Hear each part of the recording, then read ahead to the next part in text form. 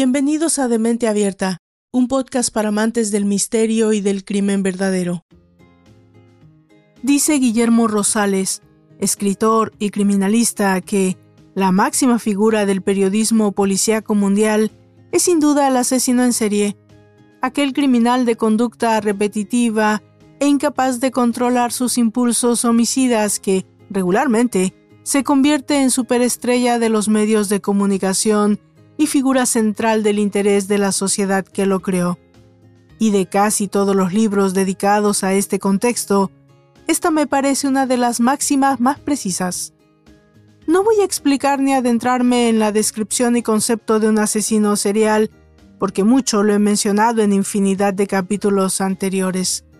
Esta servidora en todo momento ha intentado no solo narrar los hechos, la historia, los datos históricos, el modus operandi, pero quise acercarme lo más posible a la psique, a esto que tanto nos llama y a algunos fascina de todos estos personajes, y que nos hace seguir haciendo siempre la misma línea de preguntas. ¿Por qué lo hacen? ¿Cómo son? ¿Qué características biográficas o físicas poseen? ¿Qué los orilla u obliga a asesinar? Bueno, podemos ser pesimistas y creer que nunca vamos a poder contestar estas preguntas. Ser realistas y conformarnos con asomarnos de reojo al mundo oscuro de estos tristes personajes. Pero yo, que a veces peco de optimista y me animo a pensar que si sigo escarbando, puedo encontrarme con muchas respuestas, o al menos imaginarlas. Es indudable que algo tienen estos asesinos en serie que atrapa nuestra mente. Al menos yo tengo la necesidad casi compulsiva de comprenderlos, de entender su motivación, desentrañar su misterio. No van a negar que cada vez que hay un asesino serial, o mejor aún, que es detenido, también nuestra vida se paraliza un poco. Hacemos una pausa, encendemos la televisión, buscamos en las redes sociales, incluso leemos el periódico, bueno, el de versión web, pero lo leemos. Queremos conocer su historia, ver su rostro, comprobar que es tan humano como nosotros. Sí, pero es diferente. Luego, inevitablemente, seguimos adelante con nuestra vida y simplemente lo olvidamos hasta que vuelva el próximo. En la escena histórica de estos fascinantes personajes, todos sabemos de antemano que los americanos se llevan las palmas. Nos llevan de calle, nos superan en número, pero solo en eso. En México, mi país de origen, los hay de todos los colores y todos los horrores. Hombres, mujeres, ancianos, casi niños, caníbales, estranguladores, fetichistas y párale de contar. No puedo decir que el folclore tenga algo que ver, pero sí la singularidad de nuestra cultura plagada de simbolismos, del culto a la muerte, de esa figura del poder del hombre sobre la mujer que se ve reflejada más en nosotros que en ninguna otra cultura. Vale decir que nosotros los mexicanos, pues, nos llevamos bien con la muerte, porque no solo la celebramos con fiesta, pero la acompañamos con música y buena comida. Y de más está decirlo, nos la encontramos muy seguido a la vuelta de la esquina, y le damos el lugar preferente en nuestra película de vida. Déjame te explico. La vida no vale nada. Comienza siempre llorando y así llorando se acaba, decía José Alfredo. Pero lo dijo cantando. ¿Ves la diferencia? Sí, los gringos nos llevan la delantera en cantidad.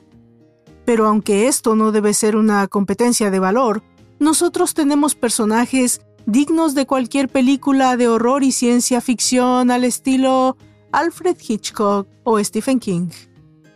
¿Qué tienen en común Juana Barraza Samperio, la Mataviejitas, José Luis Calva Cepeda, el caníbal de la Guerrero, Juan Carlos Hernández Béjar, el monstruo de Ecatepec, Andrés Filomeno Mendoza, el carnicero de Atizapán, César Armando Librado Legorreta, el coqueto, y Raúl Ociel Marroquín Reyes, el sádico? ¿Dónde termina ese ser humano del que nos aseguramos la existencia? ¿Y dónde comienza el asesino en serie?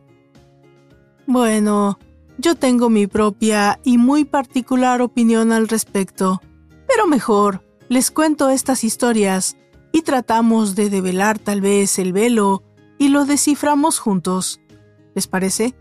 Yo soy Valdra Torres y les doy la bienvenida a la segunda temporada intermedia de Mente Abierta, un podcast para amantes del misterio y el crimen verdadero, que esta vez vamos a dedicar a 10 asesinos seriales mexicanos. Comenzamos pues con la historia de El Jack mexicano, Francisco Guerrero Pérez, el Chalequero. Pónganse cómodos.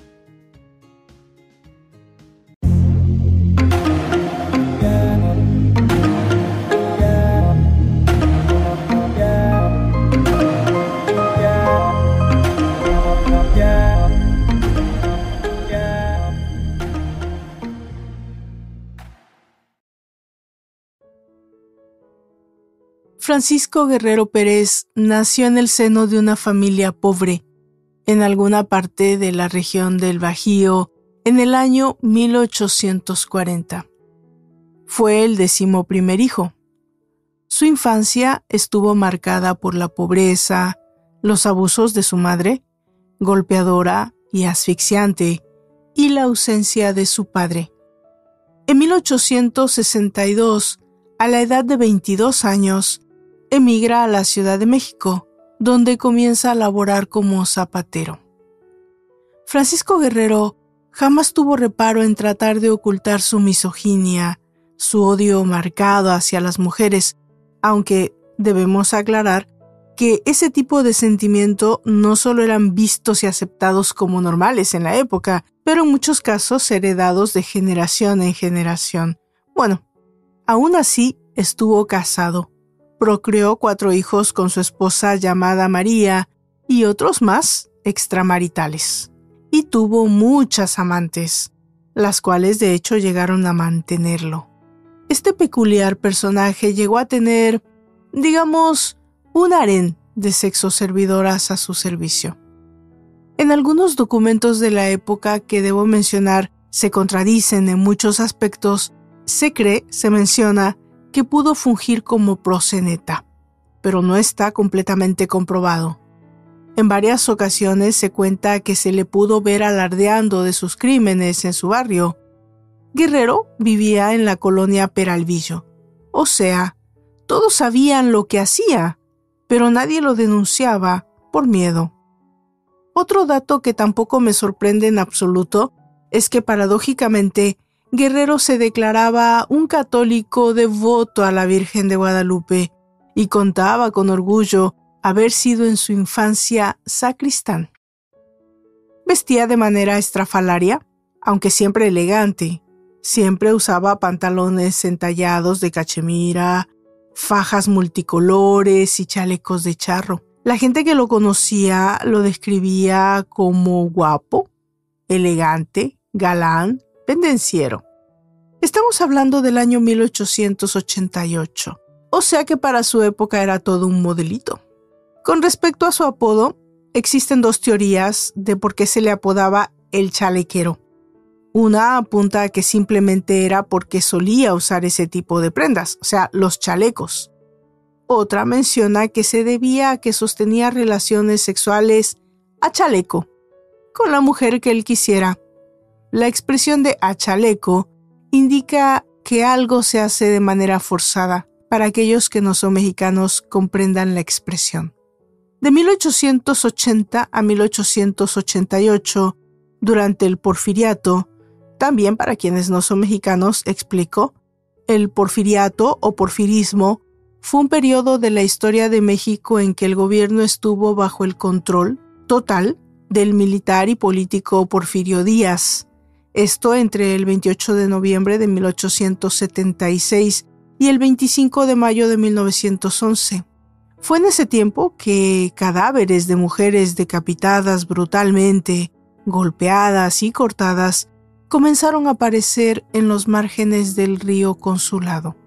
El 13 de febrero de 1888, Francisco Guerrero fue arrestado por el detective Francisco Chávez, tras haber sido denunciado por varios vecinos de una de sus víctimas, llamada Murcia Gallardo.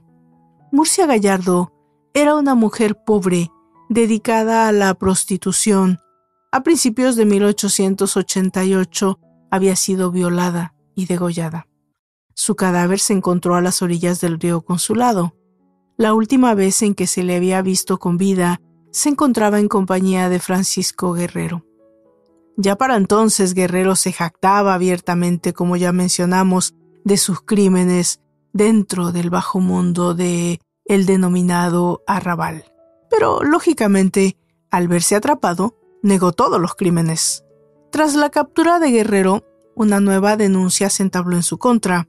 Era la de una mujer llamada Emilia, que lo acusó de violación e intento de homicidio. Según declararía, ella no era sexo servidora, era lavandera. Había sido agredida por Guerrero en la colonia del río Consulado tras regresar de una peregrinación del pueblo de la Santísima, cerca de la villa de Guadalupe. Este sociópata, dándola por muerta, la había abandonado en los márgenes del río. Aunque en un principio el autoritario régimen había censurado la mayoría de las noticias que hablaban sobre los crímenes, para cuando se logró capturar al asesino, la ola mediática no pudo ser contenida y Francisco Guerrero se convirtió en un hito para las masas. Este hombre solo fue condenado por la muerte de Murcia y la agresión a Emilia, pero no se pudo comprobar su responsabilidad en los demás crímenes. En un principio, como dictaban las leyes, fue sentenciado a pena de muerte, pero el mismísimo Porfirio Díaz revocó la sentencia y la disminuyó a 20 años de reclusión en la prisión de San Juan de Ulúa. En 1904, por error, recibió el indulto.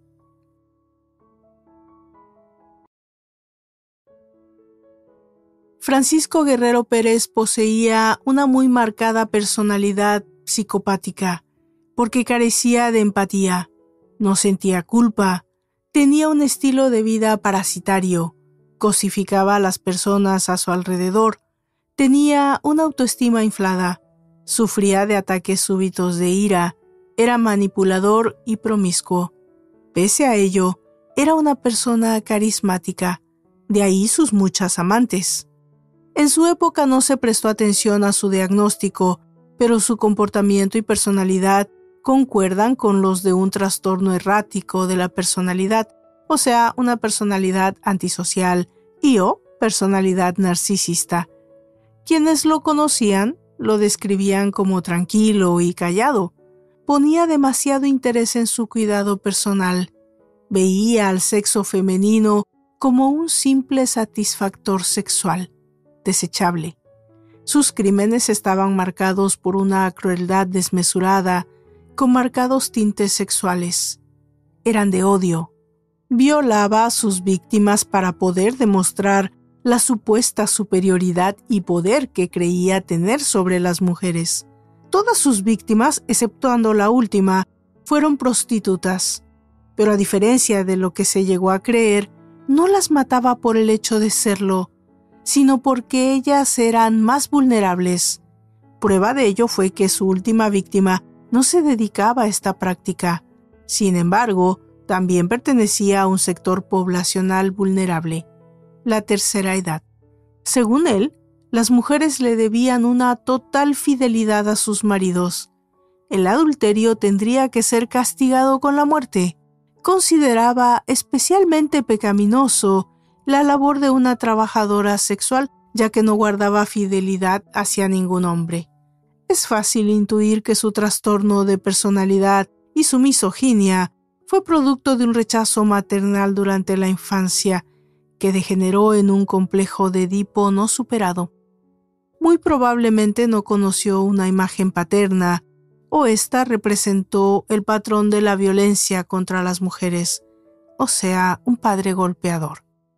Pertenecía a un estrato social bajo y era prácticamente analfabeto. Proyectaba en sus víctimas la imagen de su madre. Pocos años después de haber sido liberado, justamente el 13 de junio de 1908, Francisco Guerrero fue aprehendido por segunda vez por el asesinato de una anciana, que jamás fue identificada plenamente. Tan solo se supo que se llamaba Antonia, a quien ejecutó de la misma manera que a sus otras víctimas.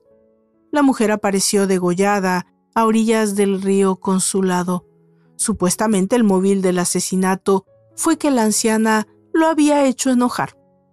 Pero bueno, aclaremos y reafirmemos que hablamos de una historia de fines del siglo pasado e inicios del otro. En esta época, la noción del asesino en serie estaba muy lejos de existir. Fue un reportero, un periodista, que dando cobertura a los hechos, se dio cuenta de que el asesino de la anciana coincidía con la serie de crímenes perpetrados por Guerrero 20 años atrás. O sea, mismo patrón, mismas características, más distintiva de los asesinos seriales. Este, de hecho, es quien lo denuncia. Fue detenido a una corta distancia del sitio del crimen, todavía con las manos ensangrentadas. En esta ocasión, Guerrero había cometido múltiples errores. Un niño llamado José Inés Rodríguez había sido testigo de la violación y del asesinato de la anciana. El niño, que era pastor, estaba arreando a su ganado cerca del río cuando escuchó los gritos de la mujer. Se acercó y, oculto entre unos matorrales, atestiguó todo lo ocurrido. Y además, dos mujeres que eran hermanas apellidadas Solorio vieron a Guerrero limpiarse de la sangre en los brazos, cara y tórax, con el agua del río a unos pocos metros de distancia del crimen. La detención de Guerrero se dio sin mayor alarde, exceptuando porque el suceso trajo la atención de más de 2,000 espectadores. Fue recluido en la prisión de Lecumberri y sentenciado nuevamente a pena de muerte, esta vez sin que alguna autoridad interviniera.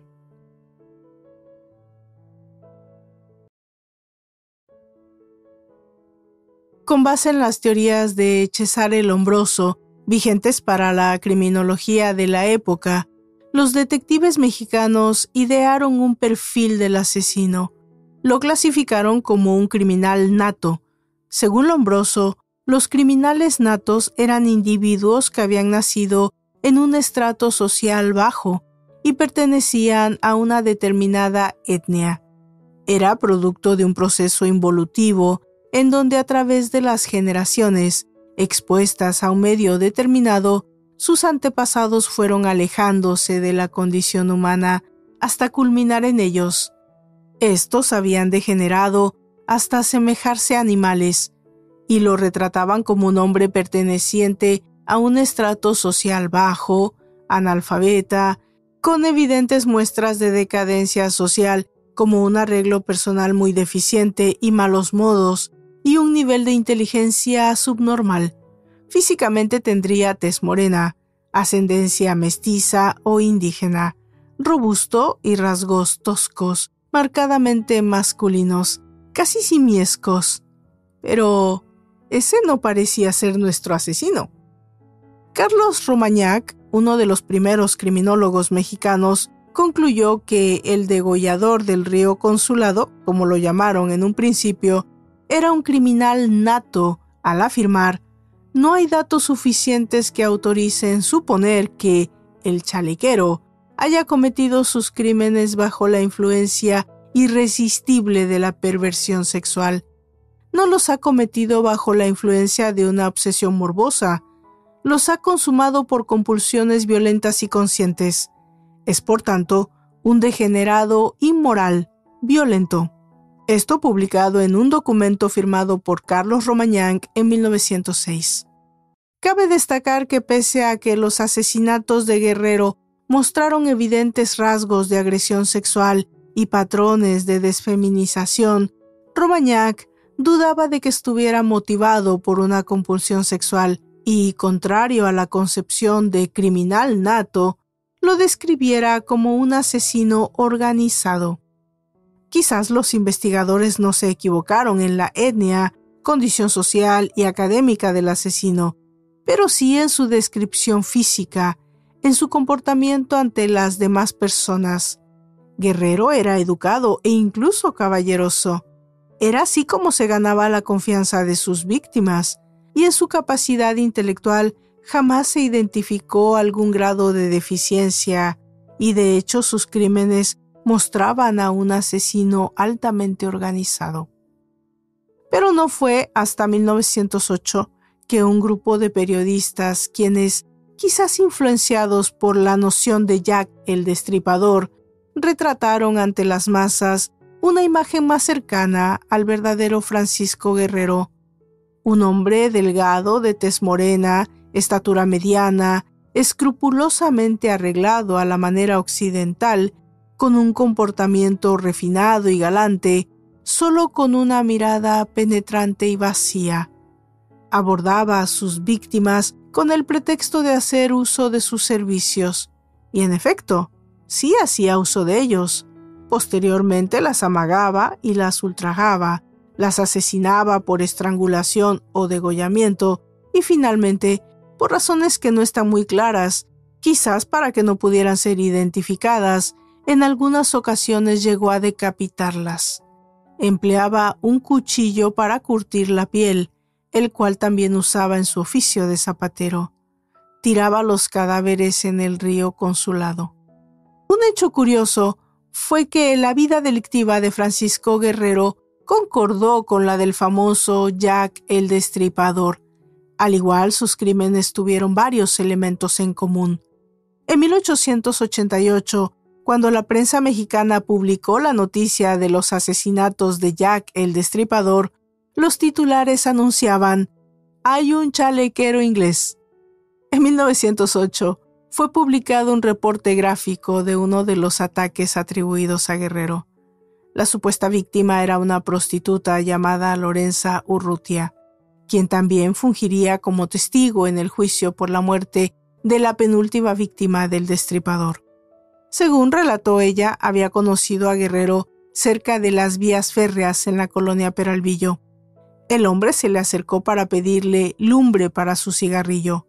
Acto después, sacaría un cuchillo con el cual la amagaría. Menciona que le pidió que la acompañara a charlar en algún punto cerca de ahí, y en esta ocasión, la mujer pudo escapar gracias a que engañó al asesino para que la dejara ir a recoger un dinero. 2 meses después se volvería a encontrar con Guerrero, esta vez sin tanta suerte. La condujo hasta una cueva alejada de la población. Ahí la violó y torturó cerca de 2 días. Ella pudo salir con vida porque Guerrero se fue durante un momento para comprar pulque. La historia, aunque atrajo la atención del público, no fue comprobada nunca. La mayoría de sus víctimas fatales jamás fueron identificadas. Tan solo se tienen los nombres de algunas mujeres muertas que incluso en algunas ocasiones tan solo fueron identificadas parcialmente. Candelaria Mendoza, Francisca Rivero, María de Jesús González, Margarita, María Guadalupe Villagrán, Josefina Rodríguez, María Muñoz, Murcia Gallardo y Antonia, la anciana que representó su última víctima. Francisco Guerrero falleció antes de que la sentencia se pudiera cumplir, en 1910, a la edad de 70 años, justamente el año en que se desató la Revolución Mexicana. Algunas versiones manejan que murió de tuberculosis, otras manejan la tifoidea como causa de su muerte, y otras indican que falleció de una contusión craneoencefálica al sufrir un accidente. Pero hasta la fecha no se sabe a ciencia cierta cuál fue la verdadera causa de su muerte. Solo se sabe que el signo final de la patología fue una tromboembolia cerebral. Fue encontrado inconsciente en su celda. Posteriormente fue trasladado al Hospital Juárez, donde falleció. Jamás mostró señales de arrepentimiento. Los crímenes de Francisco Guerrero Pérez, el Chalequero, sirvieron de inspiración para 2 grabados del reconocido artista José Guadalupe Posada. Estos grabados se conservan hasta la actualidad y ahora son ya del dominio público. Posterior a la detención en 1888, declararía que su texto favorito era Los misterios de París, de Eugenio Sue. Durante su estancia en Lecumberri aprendió a leer. Guerrero se volvió aficionado a las novelas, en especial a una de nombre Pablo y Virginia, de Jacques Henry Bernardin de Saint-Pierre, la cual leía constantemente.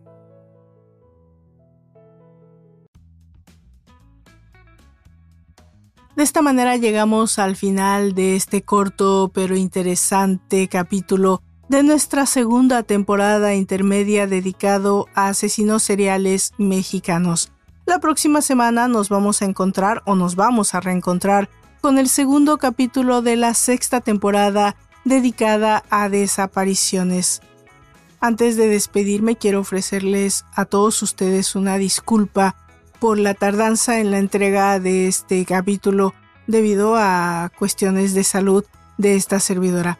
Pero ya estoy aquí de nuevo y la próxima semana tendremos un capítulo más de la sexta temporada de Mente Abierta Podcast.